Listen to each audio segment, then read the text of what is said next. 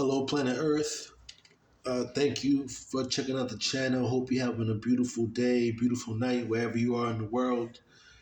This is your host, AKA, doing a quick reaction video on a Dean Clifford video. It's called Serenity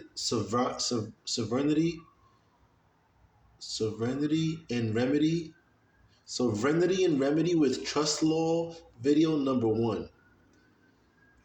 High Frequency Radio is the name of the channel. Shout out to you. Thank you for the knowledge, the wisdom. Appreciate it. Please continue it. And I hope you guys can learn a lot from this. I mean, there's just I love knowledge. So I think it's a great video to just learn from.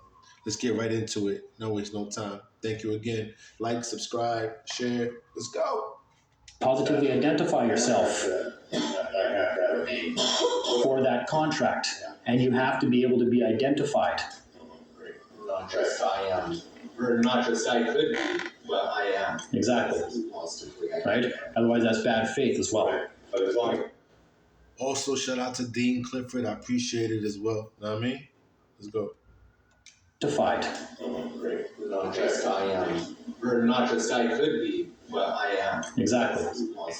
Right? Otherwise, that's bad faith as well. But as long as I don't do so with fraudulent or Intent. malice, I can call myself. It all comes down to intent. We're going to expand on all this afterwards. I was told the philosophy of the English world is supposed to be that a name is defined by Webster's as that which an object or thing is known, and a definition of word is a speech sound or series of speech sounds. So how can you identify as a speech sound? How can you live in a speech sound? How can you do anything as a speech sound? You need to be addressed as something.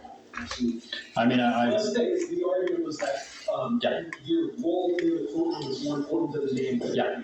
So this is where I'll get on to why people got to stop.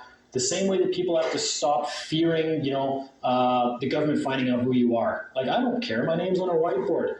They know where I live. Believe me, you guys have seen my paperwork. If they don't know where I live to come and get me or shoot me or throw me in jail, then they're never going to find out, right? You got to stop fearing them, right? And in order to stop fearing them, you got to stop fearing this name as well. And I'm going to get into the reason why, because you can actually turn it around to your advantage at that point. And that's what we're going to get into, which is the biggest point of everything I'm ever going to make, and that might even have to wait for other days, is the issue of liability.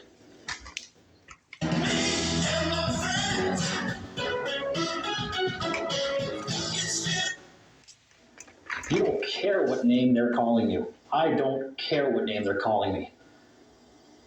It all comes down to liability. Who's assuming liability for the claims being made, right? And then we get into the other forms of law, which is the contract. Where's the contract? Who's compelling me to perform in this contract? I don't care what you're calling me. But you got to provide the evidence that I've been compelled to perform in this name in a contract somewhere. Call me whatever you want, really, because ultimately my name is just 3 letters long, man. Anything after that is just a construct. It's a fiction. Everything after that is a fiction. Whether it's whether it's Dean, all capital Dean, all capital only Clifford, those are all constructs. They're just different versions of me for different purposes. And we can't be scared of any of them. We just got to learn how to master them all, which we can do because we're men. We're full unlimited liability.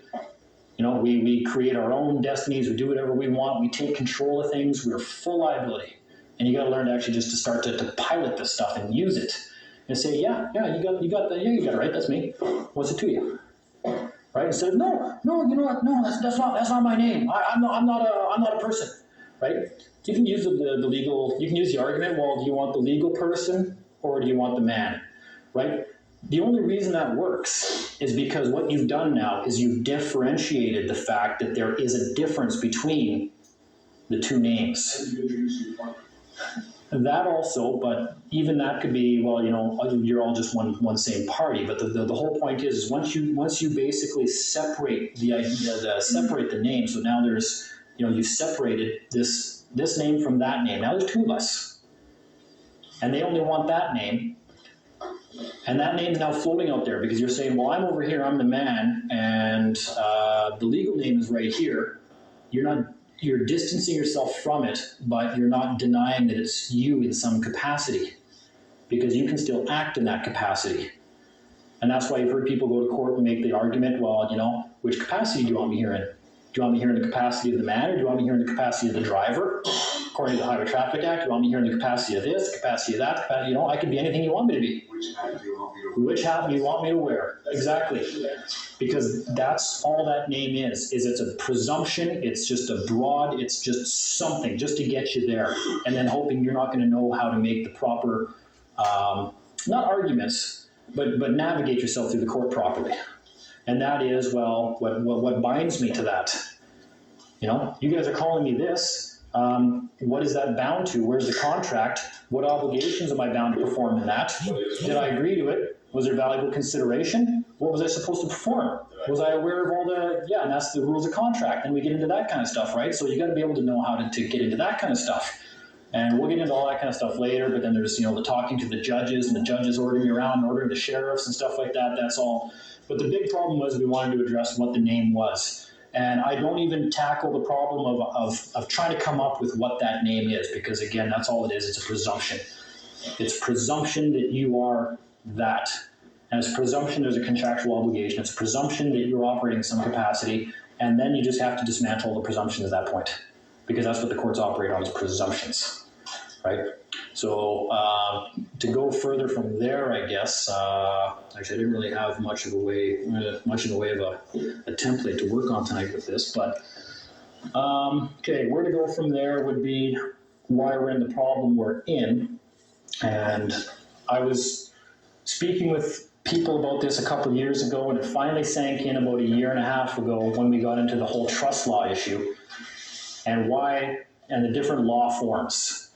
And why trust law? Because you've got all these different levels of law that just have different authorities, different jurisdictions, and different levels of force. And you've got obviously statutory law, which is the lowest inferior form of law there is on the planet, right? It's like it's public servant codes is what I call it, right? If you're a trash collector, it's just, it's regular. There's regulations and all sorts of different forms of law, but statutory law itself is the lowest form of law. It's